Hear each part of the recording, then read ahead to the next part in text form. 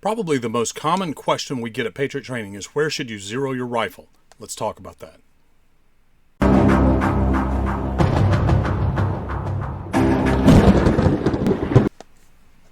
Welcome to the Patriot Training YouTube channel. My name is Clay Howell. I'm the owner and head firearms instructor at Patriot Training.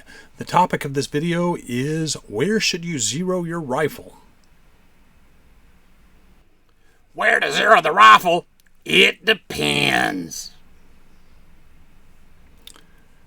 Yeah, okay. It depends is not false, but it's not the best suggestion either. So what does it depend on? I suggest that the main thing it depends on is what kind of optic, what kind of sighting apparatus are you using? And let's go into the three main types of sighting apparatus and talk about which zero you probably should use with each one and why we advocate that you use each one. For this video, we understand that there are many different kinds of setups.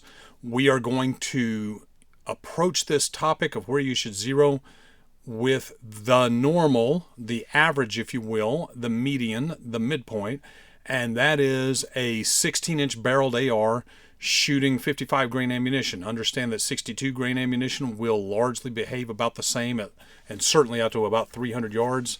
And also understand that match grade ammunition will also perform similarly, substantially similarly.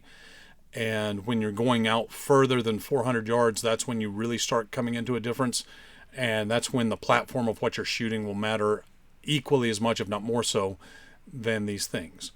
Understand a shorter AR barrel, such as a short-barreled rifle or an AR pistol with a 10, 11, 12-inch barrel, is not going to have quite the performance as the 16.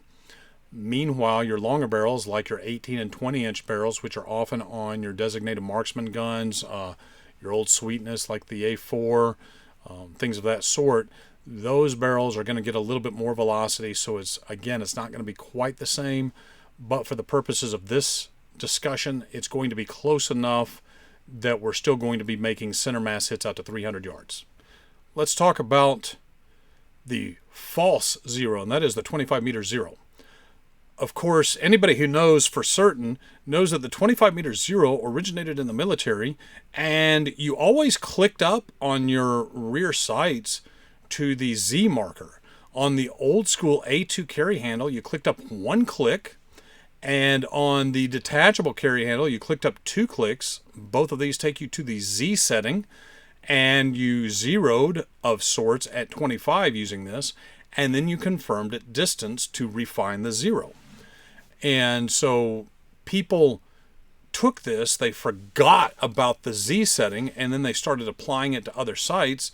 And what you find is if you truly zero at 25, you don't have a 300-yard zero as well. That's a completely false and erroneous assumption. What you really have is you have a 25-yard zero, and then it is back on target again at about 375, 380 yards.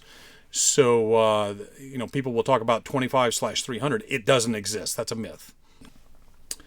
First off, if you are using a scope on your AR-15, be it a prism scope, an ACOG, a low power variable, definitely something with a ballistic drop compensator, and certainly a more precision scope that is has adjustments in mils or MOA and a standard crosshair. All of these apparatus, these scopes, I recommend that you use a 100-yard zero. And here's why. Number one, many of the LPVOs, ACOGs, prisms, things with a ballistic drop compensator, many of these scopes tell you to zero at 100 yards, and I'm a big proponent of following the directions.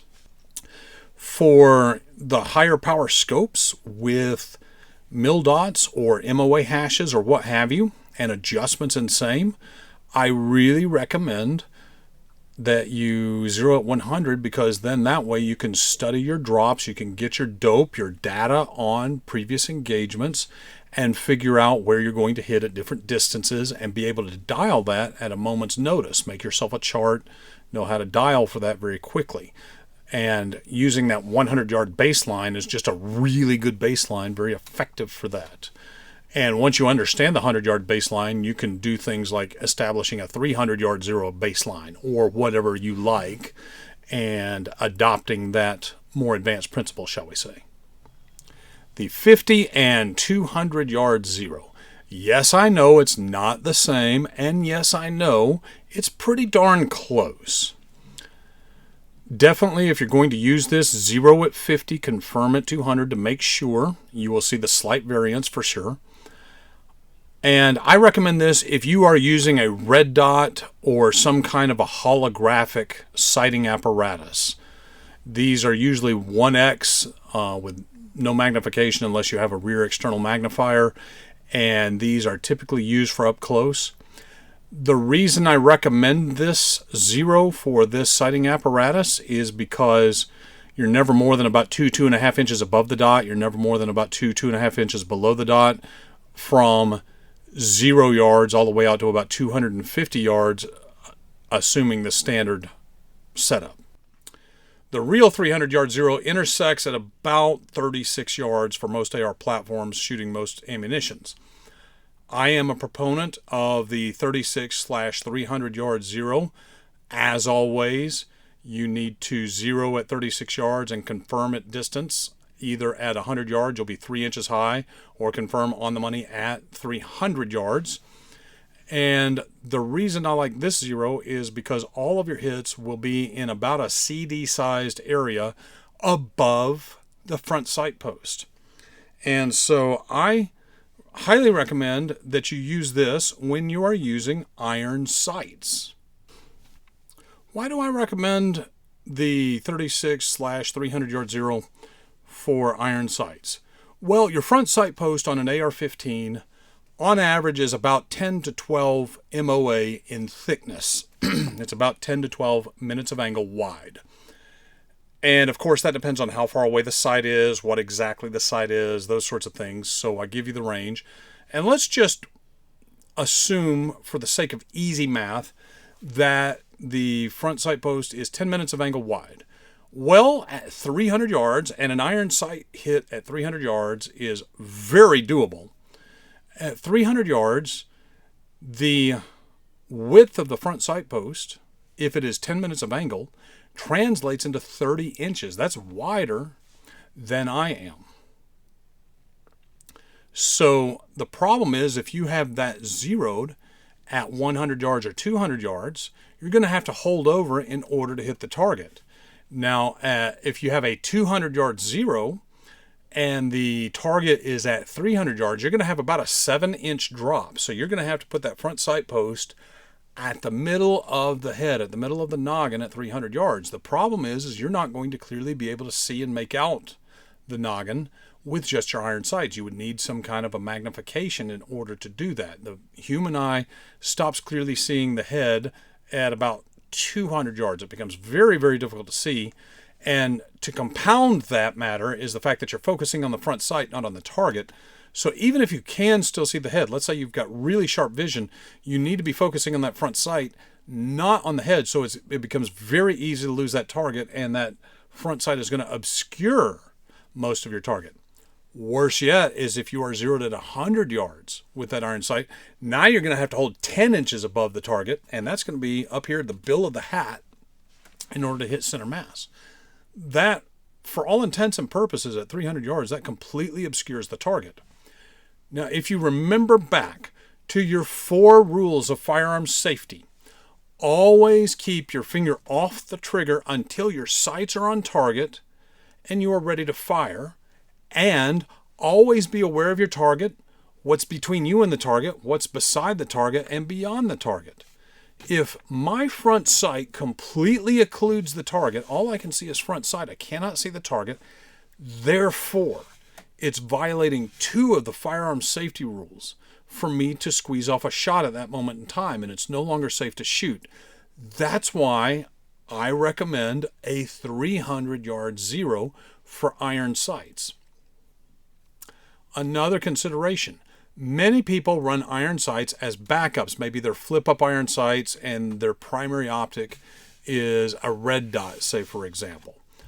And the really neat thing, if your red dot is zeroed for 200 and your iron sights are zeroed for 300, is at the bottom of the dot, there's a little bit of space, just like the width of a sheet of paper, space between that and the top of the front sight.